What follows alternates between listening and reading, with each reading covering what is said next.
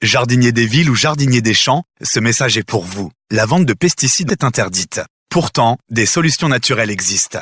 Monjardinbio.com, c'est la boutique de votre jardin au naturel.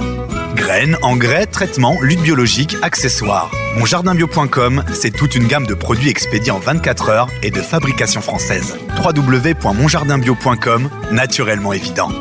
La question jardin. Eric, tu es conseiller en jardinage naturel auprès des collectivités. Je te pose la question, il paraît que tu sais multiplier les petits fruits. Alors ça c'est facile, parce que c'est ce qu'on appelle le bouturage. Donc c'est prélever un rameau, du bois de l'année, c'est-à-dire que c'est un rameau jeune. Souvent c'est le rameau le plus clair dans l'année. On prend un tronçon qui est entre 30 et 50 cm, on le met dans le bon sens, faut pas oublier. On le pique dans le sol de moitié et puis après on laisse faire. Alors ça peut concerner aussi bien les framboisiers, mais aussi les cassissiers, les groseilliers, les groseilliers macro et compagnie. Donc c'est pour ça qu'on l'utilise souvent cette technique aux alentours du mois de novembre quand on va tailler les petits fruits. Donc des fois, au lieu de jeter de broyat, ce déchet, le broyer ou même des fois le brûler, des fois l'intérêt c'est de multiplier simplement en faisant des tronçons. Est-ce qu'il y a des précautions particulières ? Alors la précaution c'est de le mettre dans un endroit où on passe peu. Parce qu'il faut savoir que la bouture, si on la dérange, si on la bouscule, l'enracinement va être un peu plus compliqué. Donc ce qu'on appelle mettre en pépinière, c'est-à-dire de choisir dans son jardin un espace qui sera dédié, à ce bouturage. Alors l'intérêt c'est une fois qu'on a bouturé, on met des feuilles en surface, on arrose bien et bien sûr jusqu'à l'automne suivant, il faudra tenir à l'humidité cet espace pour que l'enracinement soit fait. Merci Eric pour ce précieux conseil.